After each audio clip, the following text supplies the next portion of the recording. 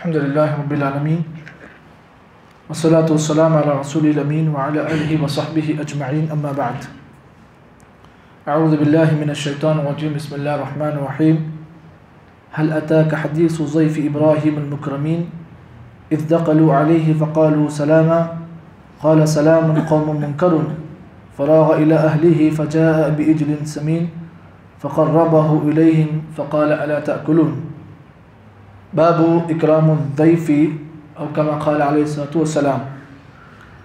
جیسا کہ گزشتہ سے کئی دنوں سے آپ کے سامنے اسلامی اچھے آداب جو اسلام نے اپنے ماننے والوں کو بتلائے ہیں وہ آداب آپ کے سامنے بیان کیے جا رہے تھے۔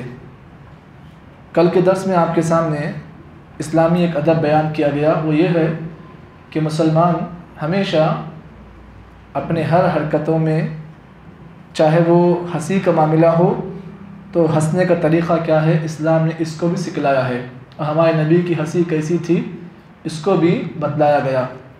آج کے درس میں آپ کے سامنے ایک اور اسلامی آداب میں سے ایک اور ادب جو اچھے آداب ہیں اور یہ اچھے مسلمان کی ایک دلیل ہے۔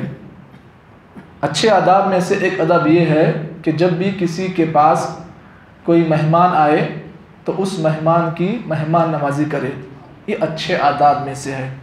اور برے آداب میں سے یہ ہے کہ اگر کوئی مسلمان آپ کے گھر کو آئے تو آپ اس مہمان کی عزت نہ کرے، یہ برے آداب میں سے ہے، اور یہ آدمی کے کمتر ہونے کی، ذلیل آدمی کی یہ علامت ہے۔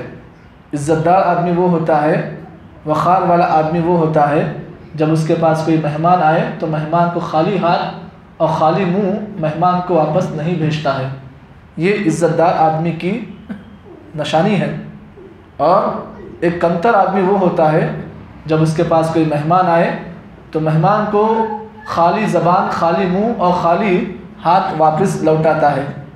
اور آج بھی آپ دیکھیں الحمدللہ عرب کے جو لوگ ہیں جنہیں آپ عرب کہتے ہیں، آج بھی دیکھیں عربی لوگوں کا ایک طریقہ ہے۔ عرب کے لوگ جب کبھی آپ کسی عرب کے پاس جائیں، سب سے پہلے وہ آپ کو سلام کرنے کے بعد آپ کے سامنے جو ہے بغیر آپ پوچھے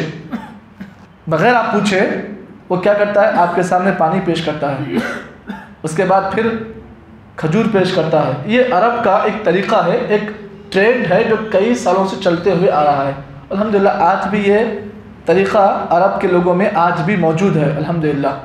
لیکن افسوس ہوتا ہے ہمارے یہاں کے مسلمانوں پر، کون سے ہندوستان، پاکستان اور سری لنکا وغیرہ یہ جو مسلمان ہیں، یہاں جو رہتے ہیں مسلمان ہیں، ان کے پاس ایک عجیب و غریب طریقہ ہے۔ جب مہمان ان کے گھر کو آتا ہے، مہمان ابھی گھر میں داخل ہونے سے پہلے پوچھتا ہے کہ کب آپ واپس جا رہے، آپ کی واپسی کب ہے۔ یہ غلط طریقہ ہے، یہ کون سا اسلام ہے نہیں معلوم، یہ کہاں سے طریقہ آیا اور یہ طریقہ کس نے بتایا؟ نہ اس کا کوئی دلیل، نہ اللہ کے نبی کی حدیثوں سے آپ کو ملے گا، نہ آپ کو سلف کے کسی واقعات میں آپ کو یہ ملے گا۔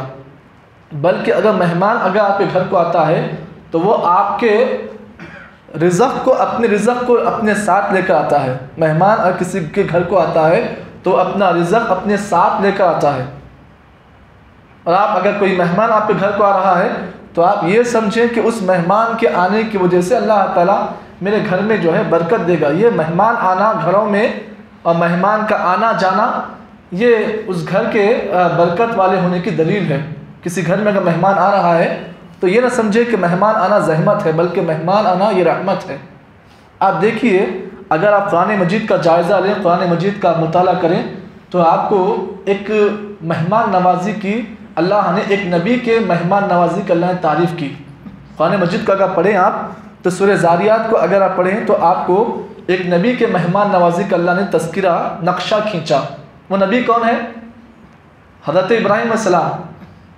جب ان کے پاس کچھ فرشتے آئے، انسان شکل میں آنے کا مقصد کیا تھا؟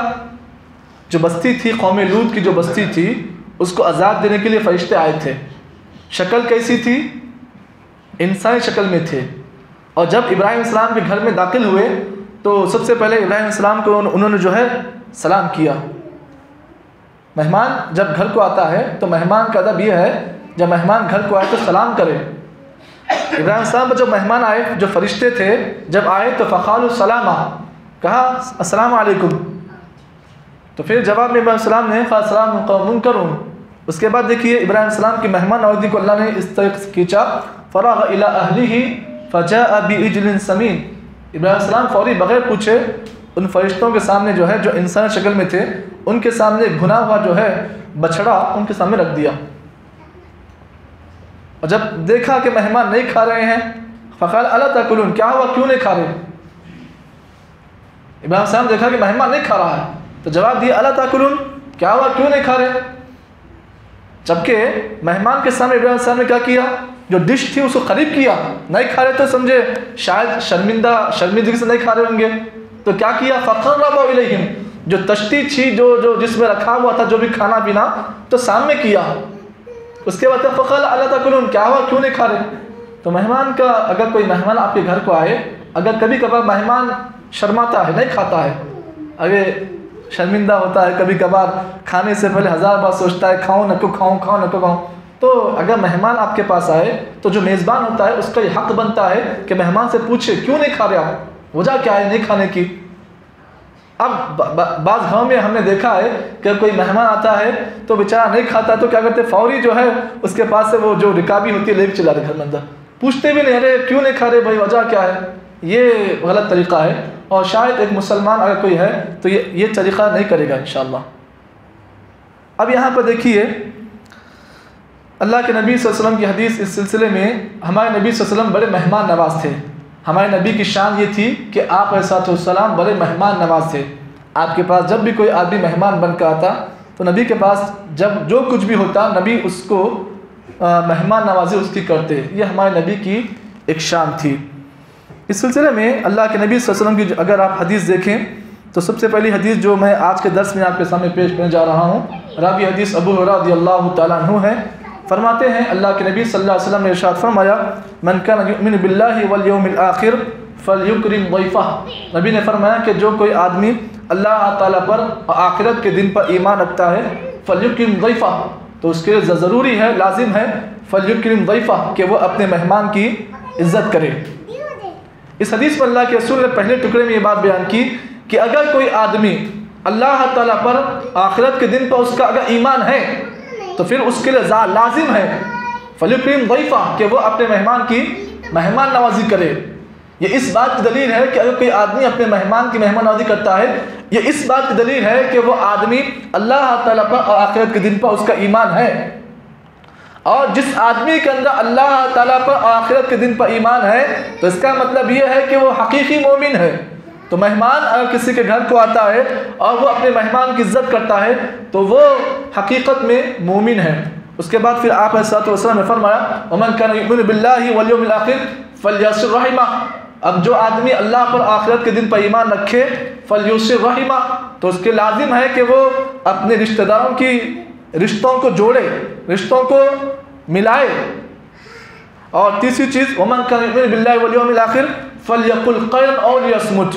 اب جو آدمی اللہ پر آخرت کے دن پر ایمان رکھے تو آپ نے کہا فلیقل خیرا، تو جب بھی بات زبان سے نکالے اچھی بات کہے، او لیصمت، اگر اچھی بات نہیں نکلی تو بہتری اسی میں ہے کہ آدمی خاموش ہو. تو اس حدیث میں اللہ کے رسول نے 3 باتیں بیان کی. تو معلوم یہ ہوا کہ جس آدمی کے اندر یہ 3 چیزیں پائی جائیں اس کا مطلب یہ ہے کہ وہ آدمی حقیقی معنی میں مومن ہے. اور جس کے پاس یہ 3 چیزیں نہ پائی جائیں اس کا مطلب یہ ہے کہ ابھی اس کا ایمان مکمل نہیں ہے، اس کا ایمان ادھورا ہے، اس کا ایمان کچا ہے. تو اس حدیث میں اللہ کے رسول صلی اللہ علیہ وسلم نے یہ بات بیان کی، اللہ تعالیٰ پر آخرت کے دن پر ایمان کا لفظ لا کر نبی نے یہ بات بتانا چاہا کہ اب جو آدمی اللہ تعالیٰ پر اور آخرت کے دن پر ایمان رکھتا ہے تو اس کے لیے ضروری ہے کہ وہ ان 3 چیزوں کو اختیار کرے. تو دعا کریں اور کوشش اس بات کی کریں کہ اگر کوئی مہمان آپ کے پاس مہمان بن کر آ رہا ہے تو اپنے مہمانوں کی مہمان نوازی کریں. جو کچھ بھی آپ کے پاس میسر ہے، دال کھانا جو بھی آپ کے پاس میسر ہے، اپنے مہمان کی آپ اسی کے ذریعے سے اس کی تکریم کریں. یہ ہمارا اسلام ہمیں ان باتوں کی تعلیم دیتا ہے. اللہ سے دعا کریں کہ اللہ تعالیٰ مجھے اور آپ کو جتنی باتیں بتائی گئی ہیں اللہ تعالیٰ صحیح معنی میں ان باتوں کے مطابق عمل کرنے کی توفیق عطا فرمائے. سبحان اللہ بحمدہ، سبحانک اللہم وبحمدک، نشہد ان لا الہ الا انت، نستغفرک ونتوب الیک.